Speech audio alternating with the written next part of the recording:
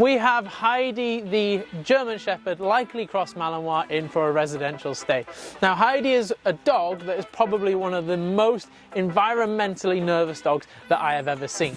She struggles being walked, she struggles being taken new places.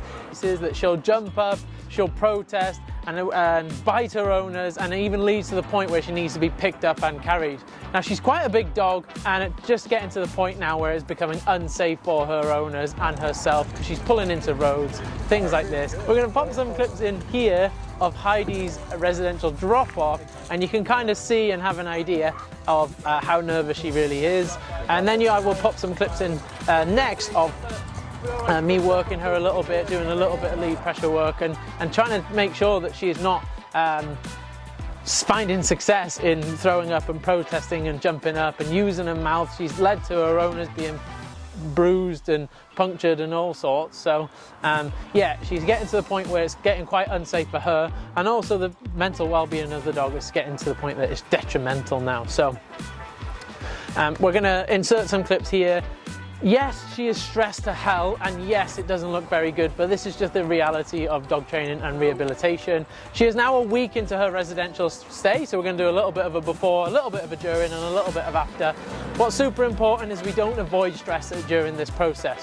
What has happened in Heidi's past is she has been told, or her owners have been told by a previous trainer, to avoid all stress at all costs, and anytime she shows a stress signal, remove Heidi from the situation.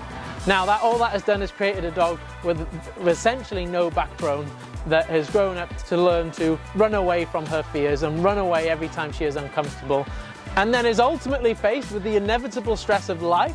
And when this occurs, it makes it very difficult for her to overcome smaller stressors like roads and traffic and people and things like this. So for the first week of her residential, we've actively applied stress to Heidi and then rested her afterwards in short incremental bouts. And the intention of her residential stay is to increase her capacity to cope with stress, and we do not do that by avoiding all stress. In the absence of stress, there is absolutely no reason for anything or anyone to adapt. So it's really important that avoiding all stress, again, not too much stress, but avoiding all stress will likely put our dog backwards, if not stagnate any progress. So take a watch, have a little look, and I hope you enjoy.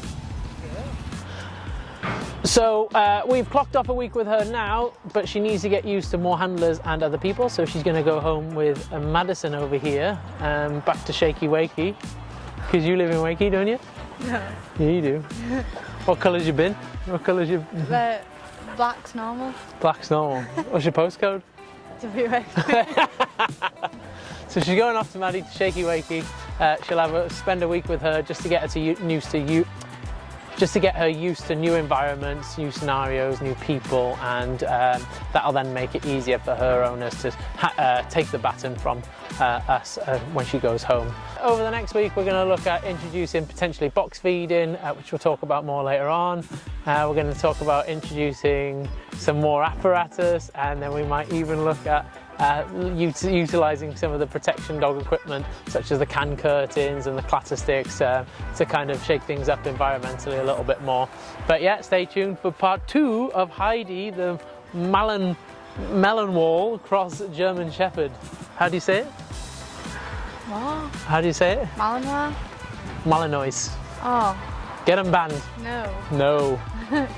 Thank you. Fucking from the beginning. Okay, come on, stop. Stop! How many times when we're filming? Come on. No.